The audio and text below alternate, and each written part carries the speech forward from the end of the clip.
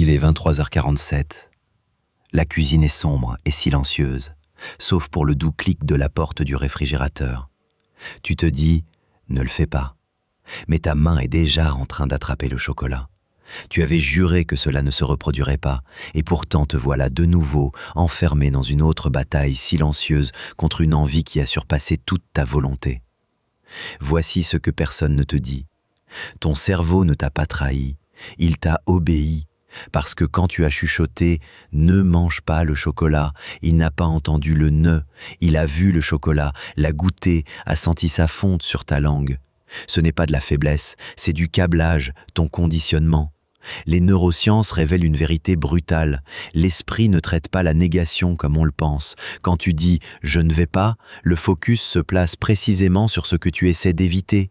C'est comme taper « ne me montre pas de photos de lions » dans un moteur de recherche. Tu obtiens immédiatement des lions. Alors que ta bouche prononce la résistance, ton système nerveux devient hyper attentif à l'objet de cette résistance. Ton cerveau commence à construire une voie neuronale plus forte vers le chocolat au lieu de les affaiblir. Tu n'es pas en guerre contre la tentation, tu es en guerre contre un focus mal orienté. Et c'est le premier mensonge que nous devons brûler, que résister nous rend plus forts que ce qu'on affronte. En vérité, la résistance est une obsession déguisée, et l'obsession, aussi noble que soit l'intention, alimente toujours le feu. Alors comment arrêter de nourrir l'ennemi ? Imagine-toi devant un miroir, tu te regardes dans les yeux et tu dis « je ne serai pas paresseux aujourd'hui ». Tu es plein de bonnes intentions, tu veux invoquer la discipline, mais quelque chose de subtil et dangereux se passe en dessous. Tu viens d'injecter un déclencheur. Je ne serai pas paresseux évoque toujours la paresse dans l'esprit. Cela donne vie à une identité que tu cherches à enterrer. Cette phrase ne t'élève pas, elle confirme. Le cerveau, fidèle et littéral, commence à chercher des comportements associés à la paresse juste pour vérifier si tu réussis à ne pas les faire. Tu deviens alors vigilant contre toi-même. C'est pourquoi les gens répètent les mêmes boucles d'auto-sabotage malgré leurs efforts. Ils programment la peur au lieu de la liberté. Ils renforcent exactement les images et les émotions qu'ils veulent fuir. Et si tu changeais de perspective, au lieu de « je ne serai pas paresseux », dis « j'avance avec puissance ». Tu ressens la différence ? Ce n'est pas une question de mots, c'est un ensemble de commandes complètement différents. Cela mobilise la posture, la respiration, l'intention. Cela allume un script orienté vers l'avant plutôt qu'un moniteur fondé sur la peur. C'est ça la puissance dangereuse du langage. Chaque phrase câble ton système nerveux vers ton avenir ou l'enchaîne à ton passé. Si tes mantras quotidiens sont construits sur la négation, ton identité est codée dans le conflit. Et le conflit est épuisant. Finalement, tu t'épuises, pas parce que tu es faible, mais parce que ton système intérieur n'a jamais été conçu pour se battre contre lui-même. Arrête donc de jouer en défense, exprime ce que tu veux devenir. Ton attention est une monnaie. Là où tu la poses, ta biologie suit. Et l'erreur la plus coûteuse est d'accorder de l'attention à ce que l'on déteste, craint ou veut éviter. Tout cela sous l'illusion de la discipline. Mais voici le twist. Le cerveau ne fait pas de distinction entre peur et fascination. Les deux sont stockés, les deux sont renforcés. Alors chaque fois que tu dis « je ne mangerai pas de sucre », ton cerveau commence à peindre une image haute définition du sucre. Goût, odeur, couleur, tout devient vivant. Le ton émotionnel peut être négatif, mais le focus est magnétique. Tu arroses les racines même de ce que tu veux couper. Pense-y ainsi, dire « ne trébuche pas » juste avant que quelqu'un monte sur scène est presque une garantie qu'il trébuchera. Pas à cause des mots, mais parce qu'ils ont orienté le focus sur le mauvais signal. Ton langage façonne ta vision crée ta vie. Pour échapper à ce piège, tu dois devenir d'une intention brutale dans tes mots. Litvin appelle cela un miroir de préparation. Que révèle mon langage, ce que je crains ou ce à quoi je suis prêt à devenir ? Une seule question comme celle-là peut rediriger des années d'auto-sabotage. Tes mots ne sont pas de simples pensées à voix haute, ce sont des plans. Chuchote « je me lève avec intention » avant de te lever, et ta colonne vertébrale change de posture. Dis « je nourris mon héritage » avant un repas, et l'envie devient un acte de révérence. Ce n'est pas de la magie, c'est de la mécanique. Si ton corps écoute chacun de tes mots, pourquoi le nourrir de peur? Le suivant, comment parler d'une manière que ton système nerveux comprenne avec clarté. Tu n'as pas besoin de crier pour programmer ton destin. Ton corps n'est pas juste un véhicule, c'est un auditeur. Chaque mot que tu prononces, même à voix basse, envoie les signaux à ton système nerveux. Des ordres, des scripts, des histoires. Et la tragédie, c'est que la plupart des gens parlent inconsciemment à leur chair en langage de traumatisme, d'hésitation et d'évitement, chaque jour. Réfléchis à ceci. Quand tu dis « il faut que j'arrête d'être aussi émotionnel », ton cœur entend de la honte, ton souffle se raccourcit, tes épaules se contractent. L'ordre que tu viens de donner était « ferme-toi », pas « guéris-toi », pas « régule-toi », juste « ferme ». Maintenant, inverse les choses. Dis « j'exprime avec précision émotionnelle ». Instantanément, ta posture change. C'est subtil mais réel. Tu as donné à ton système nerveux un nouveau script à suivre, un script de force, d'intention et de maîtrise. Cette phrase ne te ferme pas, elle t'invite à t'élever. C'est pour cela que les anciens utilisaient des mantras. Pourquoi les textes sacrés sont écrits dans un langage déclaratif? Parce que chaque syllabe est une graine, et ton système nerveux est un terreau fertile.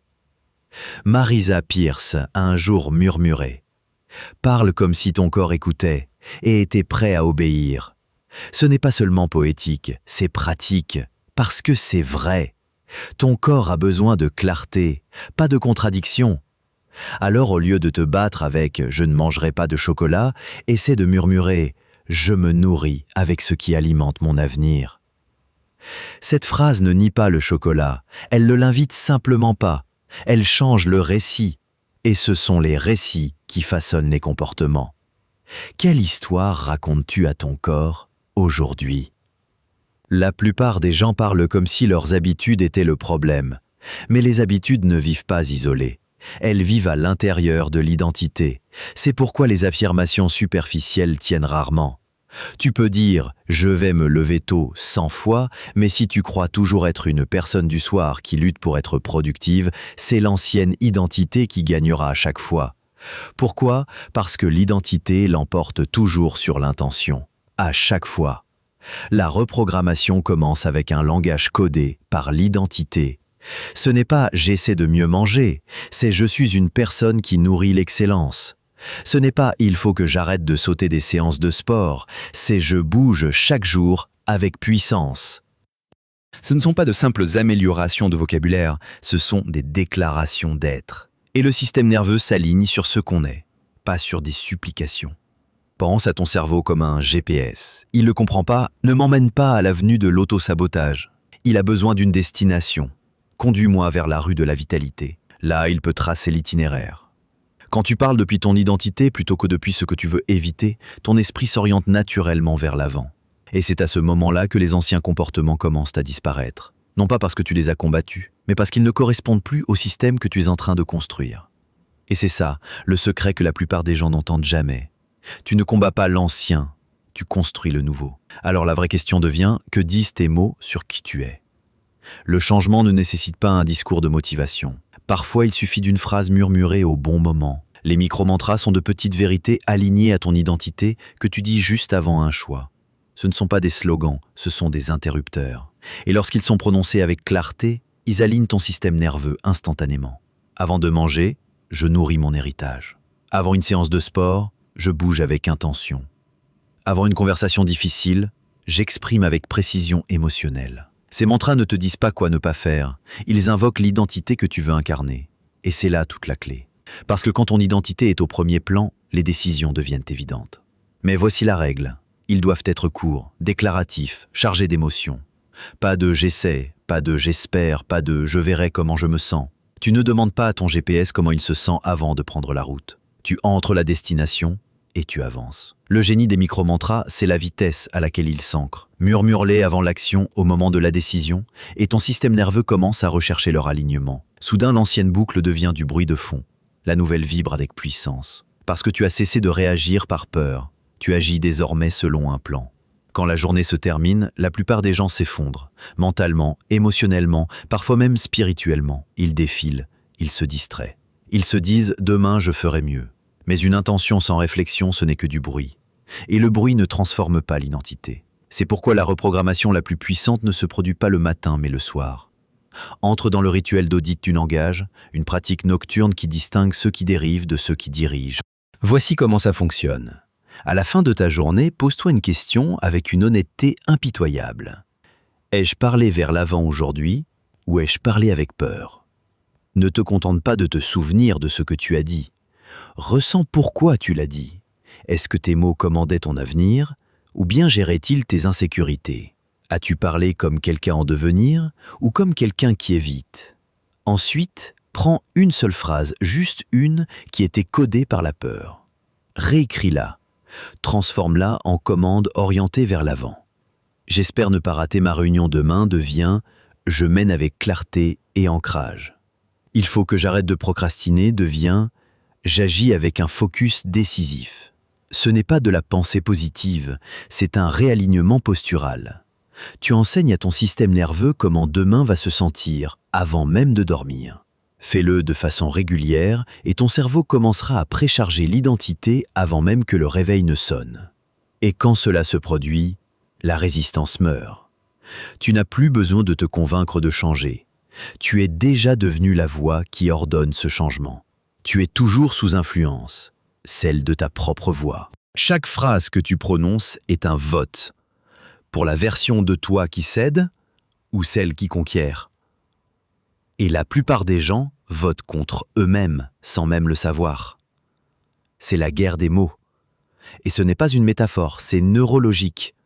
Ceux qui se relèvent, ils ne sont pas plus forts, ils parlent simplement en alignement. Ils parlent depuis leur identité, pas vers elle. Ils comprennent ce que les Écritures ont codé il y a longtemps. Que le faible dise « je suis fort ». Pas « j'espère être fort ». Pas « j'essaierai d'être plus fort demain ». Dis-le, maintenant, comme si c'était déjà vrai. Parce que le système nerveux n'attend pas de preuves, il répond à la commande. C'est pour cela que le rituel du miroir compte. Chaque matin, regarde-toi dans les yeux et affirme « Mes mots construisent mon système nerveux. Je ne parle que de ce que je veux voir grandir. » Il ne s'agit pas de faire semblant d'être parfait. Il s'agit de refuser de parler comme si tu étais impuissant, eux. Et dans cette guerre du langage, ce refus devient ta rébellion. Cette rébellion devient ton rythme. Et ce rythme devient ta nouvelle identité, prononcée à haute voix. Conclusion. La plupart des gens se battent contre le chocolat, la paresse et la peur, sans réaliser que leurs mots alimentent exactement le feu qu'ils veulent éteindre. Mais maintenant, tu sais, la victoire ne vient pas de la résistance, elle vient du recodage de ta voix pour qu'elle corresponde à ta vision. Alors, commande ci-dessous. Quelle phrase as-tu reprogrammée aujourd'hui? Et quel changement a-t-elle créé? Puis, abonne-toi, réfléchis et continue à bâtir avec des mots qui ouvrent la voie.